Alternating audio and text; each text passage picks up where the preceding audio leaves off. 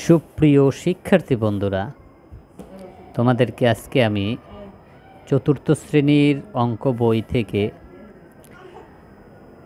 3.2 3 এবং 4 অঙ্কের সংখ্যার গুণ, 3 এবং 4 অঙ্কের যে সংখ্যার গুণ সেগুলো আজকে আমরা শেখার চেষ্টা করব। তো আমরা এই বইটিতে যে উদাহরণ দেওয়া আছে সেই উদাহরণটি এখন দেখি। এখানে লেখা আছে, চলো আরও বড় সংখ্যা দিয়ে গুণ করার চেষ্টা করি। এখন আমরা দেখি এখানে তারা কিভাবে এই গুণগুলো উদাহরণ দিয়েছে। কিছু ইলিশ মাছ আছে যার প্রত্যেকটির মূল্য 305 টাকা। যদি তুমি 53টি ইলিশ মাছ কিনতে চাও তবে তোমার কত টাকা খরচ হবে? যেহেতু আমরা একটি ইলিশের দাম জানি, সেহেতু ওই একই রকম কতগুলো জিনিসের দামও আমরা এর মাধ্যমে বের করতে পারি। গাণিতিক বাক্য 305 গুণন 53 সমান সমান এখানে এই সংখ্যাটি বসবে। যে কতগুলো ইলিশের কথা বলা ছিল, 53টি ইলিশের দাম। একটি ইলিশের দাম যদি হয় 305, তাহলে 53টি ইলিশ কত? তাহলে আমরা এই 53 দিয়ে 305কে গুণ করলে আমরা এই 53টি ইলিশের দাম বের করতে পারবো। তো এই অঙ্কটি আমরা নিচে দেখি তারা কিভাবে উদাহরণটি দিয়েছে। তো বন্ধুরা, তোমরা উদাহরণটি খেয়াল করো। এখানে হিসাব প্রক্রিয়া, প্রথমে আমরা যেই অঙ্কটি তারা সাজিয়েছে এখানে 305, তারপর নিচে এই 53 লিখেছে, একটি গুণ চিহ্ন দিয়েছে তারা। তো আমরা প্রথম এই 3 দিয়ে এই 305কে আগে তারা গুণ করে দেখিয়ে দিয়েছে যে কীভাবে এটা করতে হয়। দেখো এখানে তারা ভেঙে এটা বোঝানো হয়েছে। আমরা যদি পাশাপাশিও দেখি তাহলেও এই অঙ্কটি এভাবে করা যাবে এবং উপর নিচ থেকেও করা যায়। তো প্রথম আমরা এখানে যেভাবে দেওয়া আছে সেভাবেই করে দেখি। যেমন প্রথম আমরা বলবো এই 3কে 5, এই 3 দিয়ে 5কে গুণ করব, অর্থাৎ 3-এর নামতা পড়ব। তো আমরা যখন 3-এর নামতা গণনা করি, 3 পাশা কত বলি?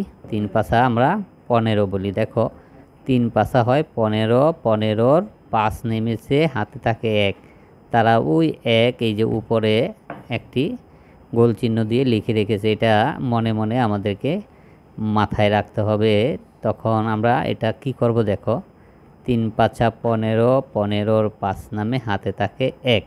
এখন আবার আমরা এই 3 দিয়ে শূন্যকে গুণ করলে আমরা কি পাই? শুধু 3ই পাই, অর্থাৎ 3 একে 3। 3-এর সাথে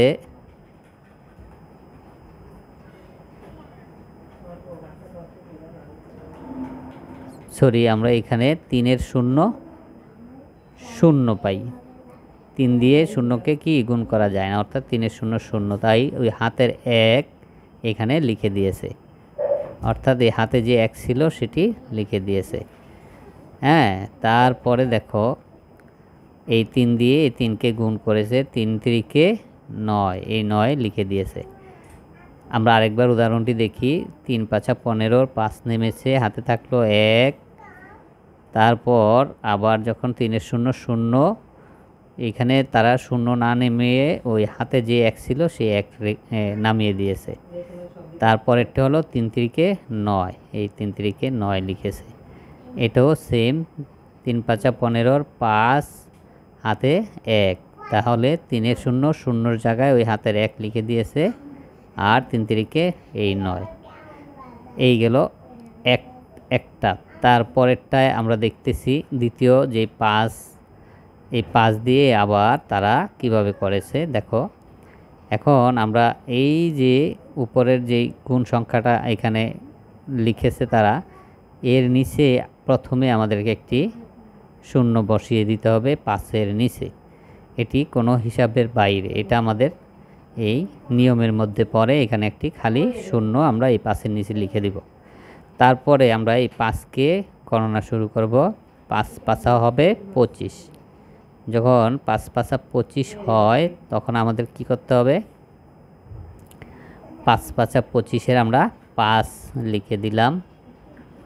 এখানে এই 1-এর বরাবর 5 পাঁচা 25-এর 5 লিখে দিলাম। তো 5 পাঁচা 25-এর 5 নামে হাত থাকবে 2।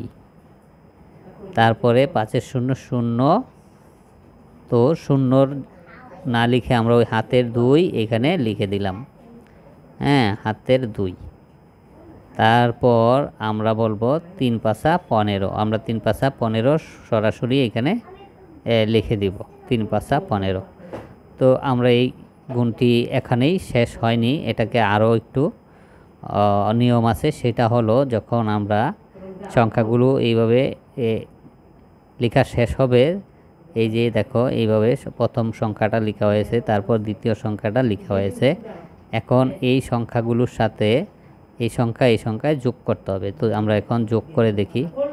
যেমন এই 5-এর সাথে শূন্যের কি যোগ হয় না, 5-এর 5। তারপর এখানে 5-এর 1 হবে 6। তারপরে 9-এর সাথে 2 যোগ করলে 11-র 1 নামবে। 11-র 1 নামে হাতে থাকবে 1। এই 1 এসে 5-এর সাথে মিলবে, মিলে হবে 6। 5-এর 1 6, এখানে 6 লেখা হয়েছে আর 1-এর 1ই নেমে গেল। তাহলে এখানে মোট ইলিশের যে মোট দাম সেটি আমরা খুঁজে পেয়েছি। আমরা এখানে কত বলবো?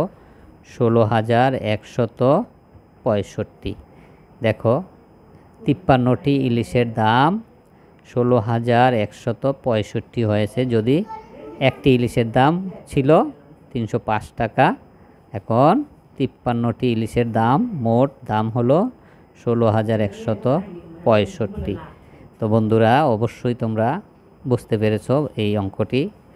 এইটি হলো 2 সংখ্যার অঙ্ক, মানে 2 সংখ্যার গুণ অঙ্ক। এরপরে আমরা 3 অঙ্কের গুণ অঙ্ক শিখব। তো আজকে আমরা এই পর্যন্তই অঙ্কটি শেষ করছি। আল্লাহ হাফেজ।